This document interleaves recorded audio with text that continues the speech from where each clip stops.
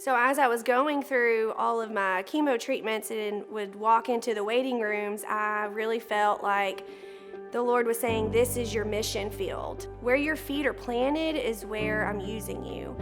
And that was really hard for me to understand in the beginning, but then as I embraced that, as I was like, okay, Lord, like, use me in my suffering, my pain became more worth it when I was able to be like, okay, if I can comfort you in your affliction as God has comforted me, then it makes one more day of chemo worth it. It makes one more day laying in bed, sacrificing an entire day, being in pain away from my children, worth it. To be able to help someone else, and that's kind of where Eyes on You Ministry began, and Hope 712 nonprofit is because I kept having this image where Peter was in the boat and he was getting out of the boat and he was walking towards Jesus, and the storm was coming, and so Peter would look at the storm and then he would look at Jesus, and every time he looked at the storm he would drown, but every time he looked at Jesus he would stay above water.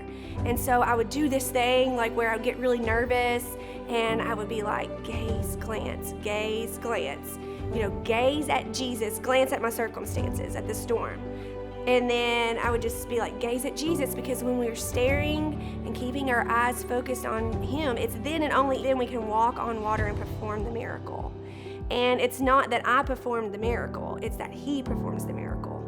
And that's kind of how we became Eyes on You, and we kind of ran with that. And so our hope and our go and our dream for Eyes on You Ministry and Hope 712 nonprofit is that people who have gone through the fire can know that they are not alone, and that when they come to Marquis Cancer Center as a chemo patient, they can leave knowing that they have this number they can call when they're ready for prayer. They have this number they can call for counseling, and it's free of charge.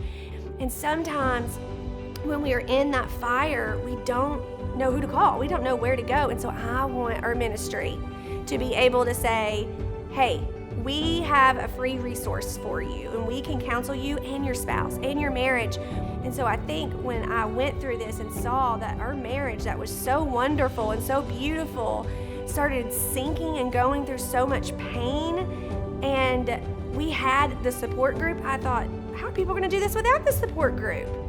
So my goal and hope and dream is to bring in Christian counselors and to offer free counseling to each chemo patient that comes to Marquis Cancer Center.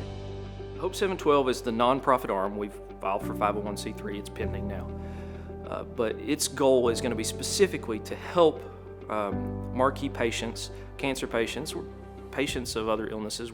It depends. I mean, we hope it grows. We hope it can expand into a lot of things. But specifically right now for cancer patients, specifically at Marquis, and their families, to help them in whatever way we can.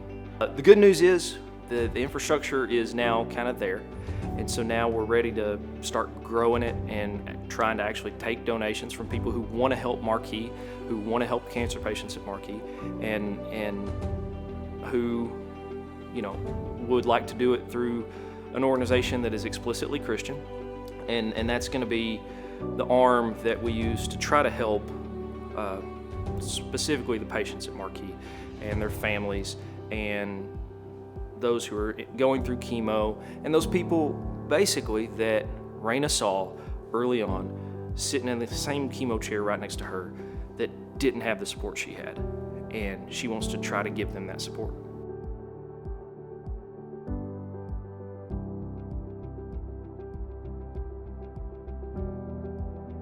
This worship night is going to be on March 12th in Bowling Green, Kentucky at Ironwood Venues. It's a beautiful barn that they've remodeled for weddings and all kinds of special events. And it's going to be from 4 to 6, but it's going to be a special extra extension worship from 6 to 7. We're going to have Kona Ice and Chick-fil-A and a hot chocolate bar and a coffee bar, because coffee is my favorite, and so if it's my party, coffee's there. And we're going to have my merchandise set up and some really cool t-shirts and sweatshirts.